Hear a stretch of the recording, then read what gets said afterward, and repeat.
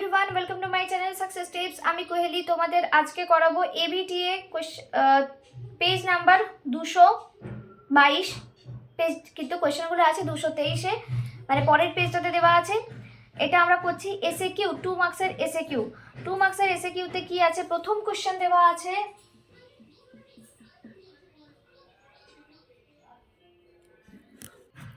আমি কোয়েশ্চেনের দাগ নম্বরগুলো আগে লিখে নিয়েছি একটু কাজের তাড়াতাড়ি সুবিধার জন্য। যেখানে দেখো অথবা কোন কোন জায়গায় অথবা আছে সেগুলোও লিখে রেখেছি। এনিওয়ে, চলো আমরা এখানে করব শ্রমের ব্যক্তিগত যোগান রেখা হয় সর্বদা ঊর্ধ্বমুখী। না, যোগান রেখা হয় এই রকম দেখতে হয়। এটা ভুল। ঠিক ভুল কি বলেছে, ঠিক ভুল না সত্য মিথ্যা, ভুল, ঠিক ভুল বলেছে, তাহলে এটা ভুল। ভুল এটা কিরকম দেখতে হয়, এটাকে আমরা বলবো পশ্চাৎমুখী।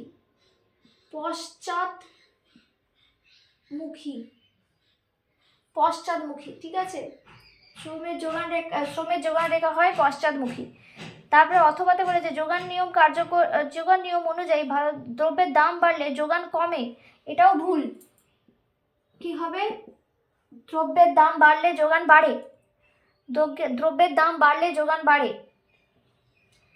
2 নম্বর প্রশ্ন, 2 নম্বর বলেছে শূন্যস্থান পূরণ করো। বাজারে দুজন বিক্রেতা কিন্তু অনেক ক্রেতা থাকলে তাকে ড্যাশ বলে। দুজন বিক্রেতা আর অনেক ক্রেতা, তাকে কি বলবো? ডুওপলি। ডুওপলি। 3 নম্বর কোশ্চেন বলেছে এখানে, 3 নম্বর বলে দিয়েছে একচেটিয়া ফার্মের গড় রেভিনিউ রেখা ড্যাশ হয় নিম্নমুখী। এটা হবে নিম্নমুখী। আর এটা হচ্ছে মুখী, ক্ষয় দীর্ঘী। অথবাতে আছে 3-এর অথবা বলে দিয়েছে একই দ্রব্য বিভিন্ন বাজারে বিভিন্ন দামে বিক্রয় করলে তাকে বলে দাম স্বতন্ত্রীকরণ।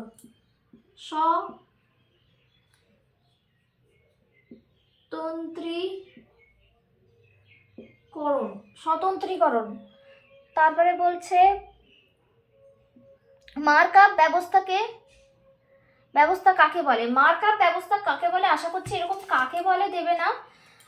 যদি দেয় তাহলেও তোমরা একটা সেন্টেন্সে একটা ওয়ার্ডে তো এইভাবে লেখা যাবে না, জেনারেলি এই প্রশ্নগুলো একটা ওয়ার্ডে লেখার প্রশ্নই আসে। তবুও যদি দেয় তোমাকে একটা সেন্টেন্স করে লিখে আসতে হবে, কিছু করার নেই। তো তখন তুমি বলবে মার্কআপ ব্যবস্থা কাকে বলে। উৎপাদন ব্যয়ের সঙ্গে কোনো কিছু যোগ দিয়ে দাম নির্ধারণের পদ্ধতিকে মার্কআপ ব্যবস্থা বলে। লিখে নাও, উৎপাদন ব্যয়ের সঙ্গে আমি লিখে দিচ্ছি না, উৎপাদন ব্যয়ের সঙ্গে লেখা হয়েছে, উৎপাদন ব্যয়ের সঙ্গে কোনো কিছু যোগ দিয়ে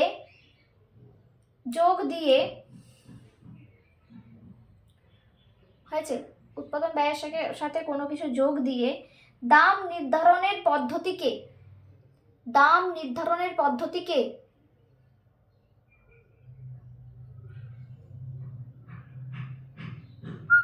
মার্কআপ ব্যবস্থা বলে।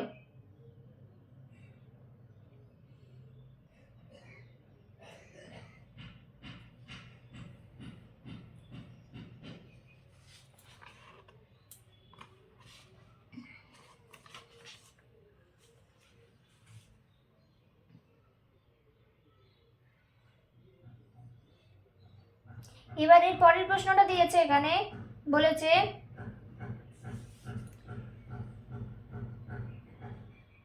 মার্কআপ ব্যবস্থায় শিল্পের দীর্ঘকালীন গড় ব্যয় রেখার আকৃতি কি রূপ। এল আকৃতির। অথবাতে হচ্ছে এল আকৃতির।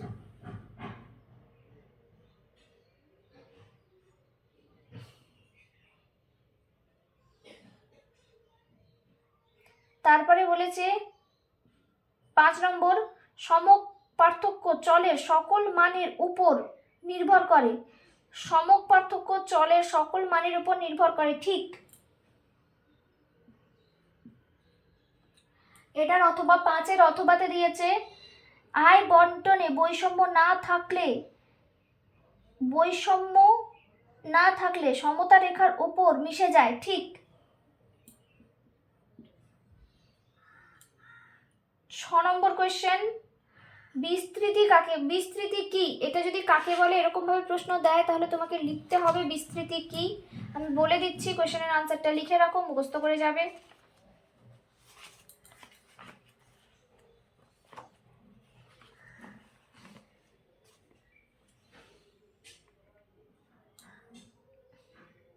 কোন চলের বিভিন্ন মানগুলি, লেখা হলে থামস আপ দেখাবে।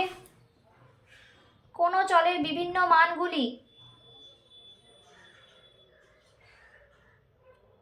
থেকে তাদের গড় মানের, বিভিন্ন চলের বিভিন্ন মান, কোন চলের বিভিন্ন মানগুলি থেকে তাদের গড় মানের যে পার্থক্য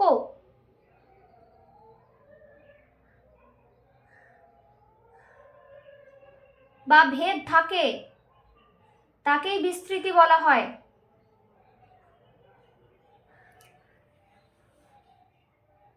কোন চলের বিভিন্ন মানগুলি থেকে তাদের গড় মানের যে পার্থক্য বা ভেদ থাকে তাকেই বিস্তৃতি বলা হয়। হয়েছে?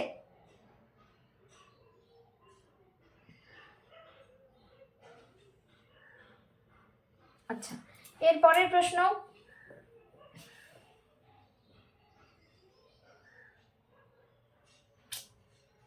ধর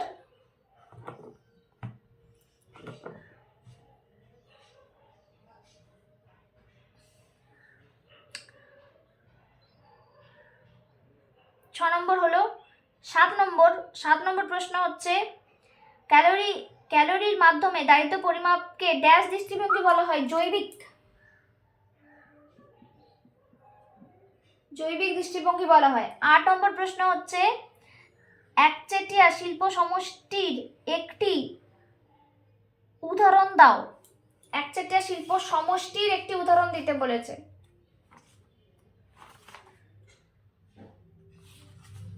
বলো একচেটিয়া।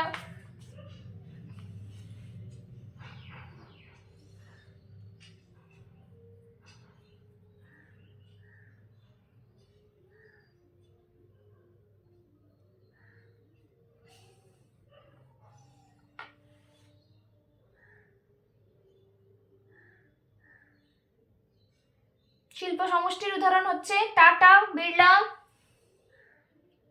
Monopoly house.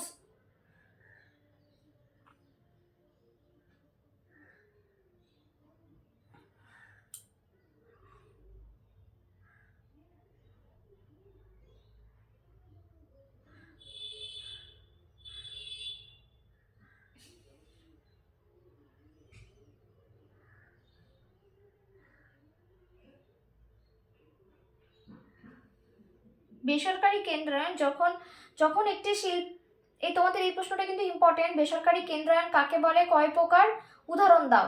ইম্পর্টেন্ট প্রশ্ন। বলেছে যখন কোনো একটি শিল্পে বেসরকারি কেন্দ্রীভবন বা কেন্দ্রায়ন ঘটে তখন তাকে শিল্পের বাজারে নিয়ন্ত্রণ করে মুষ্টিমেয় কয়েকটি কোম্পানি, যেমন এটাকে বলা হচ্ছে একচেটিয়া শিল্প প্রতিষ্ঠান। একচেটিয়া শিল্প প্রতিষ্ঠানকে আমরা মনোপলি হাউস বা একচেটিয়া শিল্প সমষ্টি বলছি। একচেটিয়া শিল্প সমষ্টি।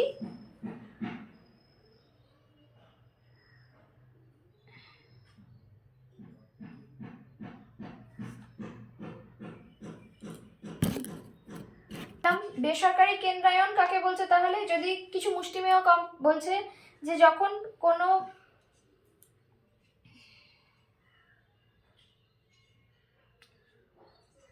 বেসরকারি ক্ষেত্রে মূলধনের বৈষম্যের ক্ষেত্রে বেসরকারি কেন্দ্রায়ন ঘটে। বেসরকারি কেন্দ্রায়ন বলতে বোঝায় শিল্পক্ষেত্রে বেশিরভাগ উৎপাদন বা বিক্রয়ের ক্ষমতা এক বা কয়েকজন মালিকের হাতে যখন নিয়ন্ত্রণ থাকে। এবার এই যে এই নিয়ন্ত্রণের ভিত্তিতে বা মালিকানার ভিত্তিতে এটা কত প্রকার, 2 প্রকার। একটা হচ্ছে একচেটিয়া প্রতিষ্ঠান মনোপলি ফার্ম, আর একটা হচ্ছে একচেটিয়া শিল্প সমষ্টি বা মনোপলি হাউস। মনোপলি হাউসের তোমাদের এক্সাম্পল চেয়েছে। এক মনোপলি ফার্মের এক্সাম্পল কি বলেছে এখানে, মনোপলি ফার্মের এক্সাম্পল বলেছে জিপ গাড়ির বাজারকে ভীষণভাবে নিয়ন্ত্রণ করে মাহিন্দ্রা অ্যান্ড মাহিন্দ্রা। আমরা জিপ গাড়ির কথা ভাবলেই কীভাবে মাহিন্দ্রা অ্যান্ড মাহিন্দ্রা থেকে কিনবো। আর একচেটিয়া শিল্প অন্যদিকে মনোপলি হাউস বলছে এখানে কিছু লোক সমগ্র অর্থনীতির শিল্প নিয়ন্ত্রণ করে, বিভিন্ন কোম্পানির শেয়ার কিনে কেন্দ্রায়ন ঘটাতে পারে। এরা হচ্ছে নানা ধরনের জিনিস বিক্রি করে থাকে এবং তাদের কর্মচারীরা কি হয়, নিজেদের আত্মীয় স্বজন বন্ধু বান্ধব না, আত্মীয় স্বজনরাই হচ্ছে তাদের কর্মচারী এবং তাদের নামেই একটা একটা করে বিজনেস হয়ে যায়। তো সেইটা হচ্ছে মনোপলি হাউস। মনোপলি হাউসের উদাহরণ হচ্ছে যেটা বলেছিলাম টাটা, বিড়লা, এগুলো।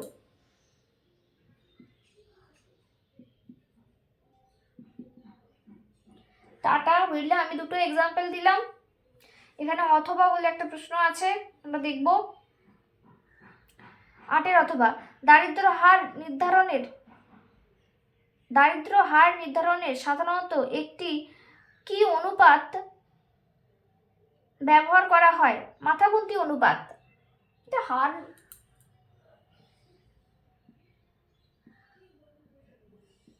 মাথাগুন্তি অনুপাত।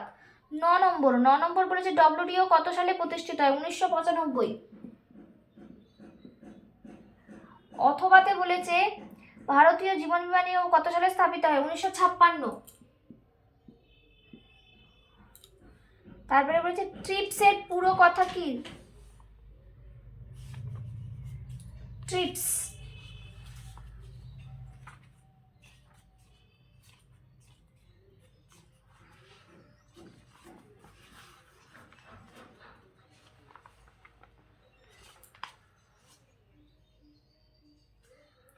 Trade related intellectual property rights.